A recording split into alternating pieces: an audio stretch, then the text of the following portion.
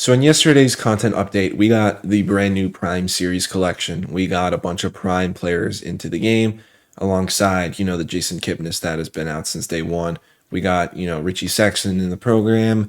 We got Lance Berkman in the collection. We got some good switch hitting cards of, fan favorite multiplayer program awards in Terry Pendleton and Jason Varitek.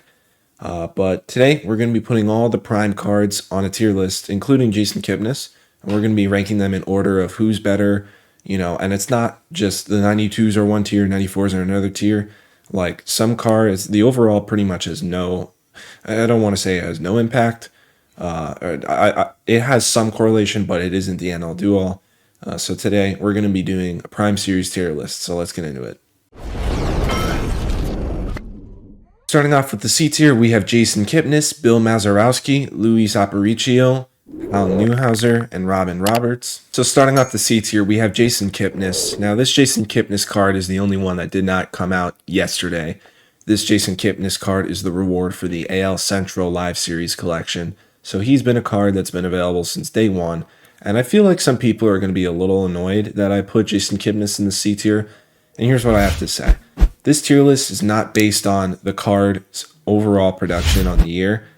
It's based on today, comparing them with the other Prime cards. And when you do that, he's probably near the bottom. Doesn't mean he's a bad card.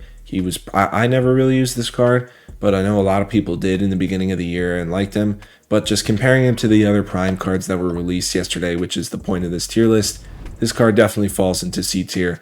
Nothing too special offensively and defensively, really. Just nothing too special across the board for the end of June.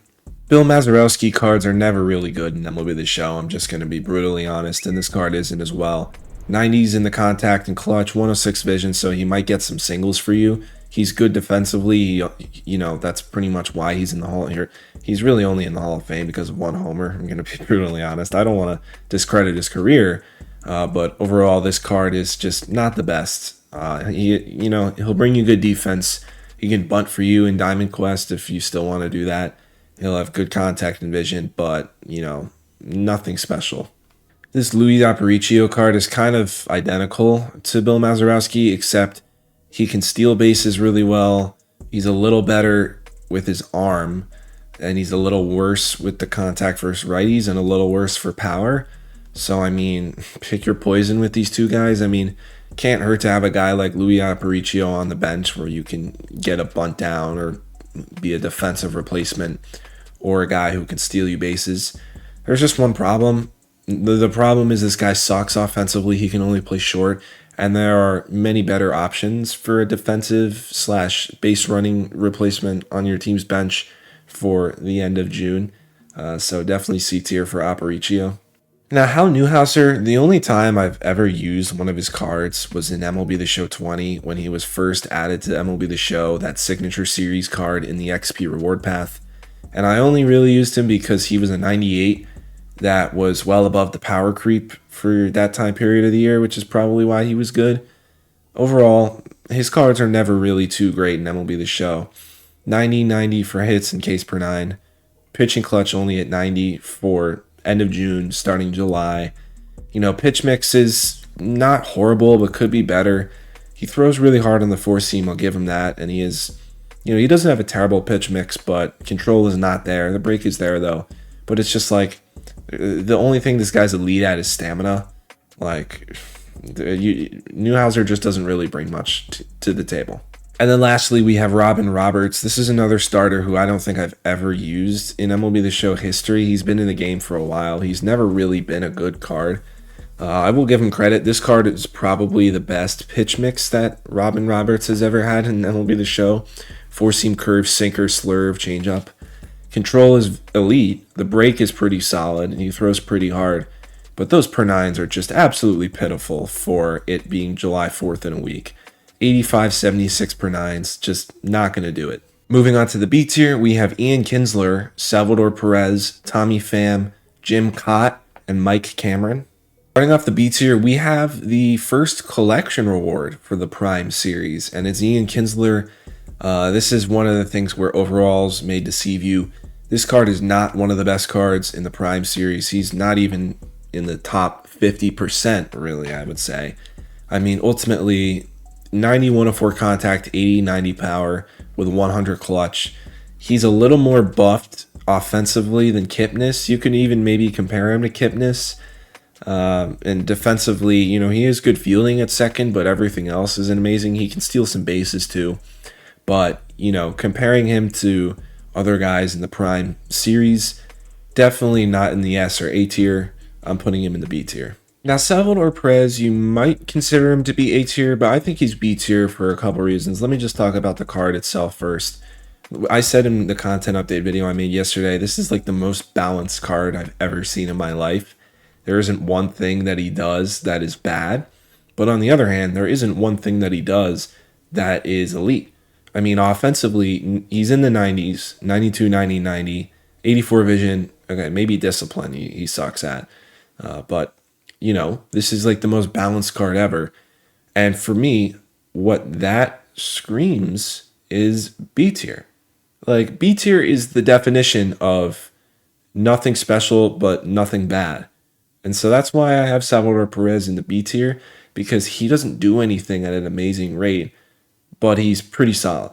Tommy Pham is also going to be in the B tier. This guy, I really love his swing in MLB The Show. 93, 111 contact, 100 clutch. Gold defense, he can steal some bases too. 85s for both powers, so he's going to meet the 80 threshold. I love his swing, but you just can't really compare him to the guys above him, in all honesty.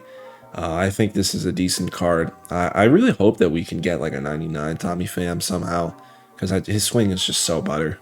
Now, Jim Kaat, on paper, doesn't seem like he would be a good pitcher, but I've honestly heard some pretty solid things about this card. Slider, curve, sinker, slurve, screwball is a really unique pitch mix for a lefty. He has velocity. He doesn't have a four-seam or a two-seam. His only fastball is just a sinker, but you don't really need a four-seam. As long as you have the sinker, you don't really need it. Obviously, he could benefit from like a cutter or something, but ultimately, he has a great pitch mix. He has good enough velocity on the sinker. The speed differentials are pretty much there besides the screwball as his fifth pitch. Control is good for 3 pitches. Break is good for 4 pitches. 93 hits per 9, 95 pitching clutch. He can work for you in the back end of your rotation for a couple of weeks. So I think that warrants not being in C tier, and I think that's B tier for Jim Kaat. Mike Cameron, I was thinking of putting him in C tier. But, comparing him to Tommy Pham, he's a little worse than Tommy Pham offensively, and I think he's a little better defensively, and he has good speed. So putting these two on the same tier makes the most sense, in all honesty. But, offensively, not going to do too much. Low 80s for power and 85 contact right is just not really going to be that good overall for, being almost July. Defensively good, speed good, yeah, but they're better cards. Moving on to the A tier, we have Raisel Iglesias, Jesse Chavez, Richie Sexson, Charlie Morton, and Michael Young. Starting off the A tier, we have the first reliever in this video. I feel like all the relievers that I do in tier lists are like minimum A tier for some reason. But, it makes sense because a lot of these guys are going to end up being great relievers, because when you release relievers in content drops, I don't really know what I'm saying, in all honesty, but they typically end up always being good. Anyway, Raisel Iglesias. This card, I wouldn't put in S tier, strictly because he's only in the 100s for the hits and Ks per 9 and pitching clutch. Doesn't mean he's a bad card. I just don't think that those stats are good enough to be in S tier for relievers, but certainly in A tier, because this card is definitely going to be in a lot of teams' bullpens. And I think that he has a great pitch mix. He doesn't have outlier, but sinker primary, sinker slider, four-seam circle change, good control, great break. I think this card is going to be a very great reliever. And the other reliever that was released in the Prime content drop was Jesse Chavez, and in the making of this video, he's been DFA'd by another team and picked up by the Braves with a 1 ERA now for the Braves, if you get that joke, whatever. But anyway, Jesse Chavez, I've used his live series in BR, and I feel like it's been pretty solid. I don't think he is going to be insane because of the velocity. Like, he has 1 of 7 hits per 9. He has much better clutch than Iglesias, and he has a better pitch mix. But he has worse velocity, worse control, worse break. Doesn't mean he's a worse player. I think they're kind of on the same echelon, which is why I have them in the same tier.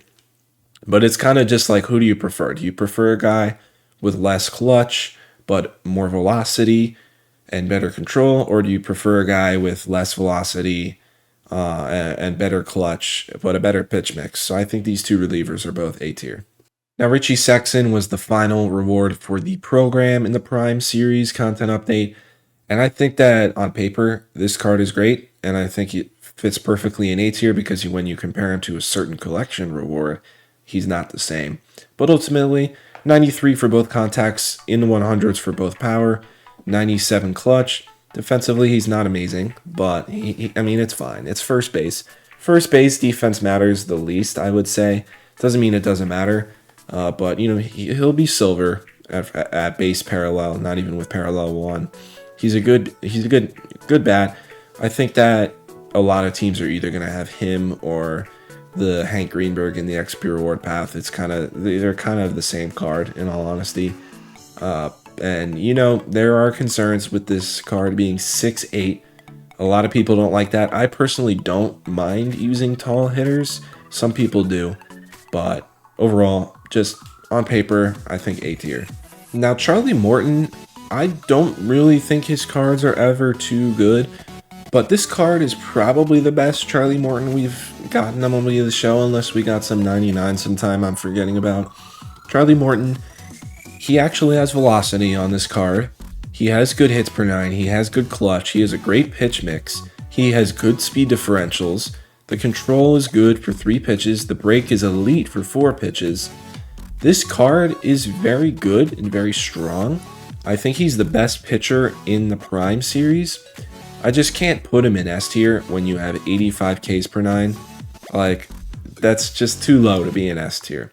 I think he'll be a good starter. He won't be great, but I think he'll be good. He has all the pitches you need. He has the velo. He has the hits per 9. He has the pitch and clutch. He has good enough control, good, elite break.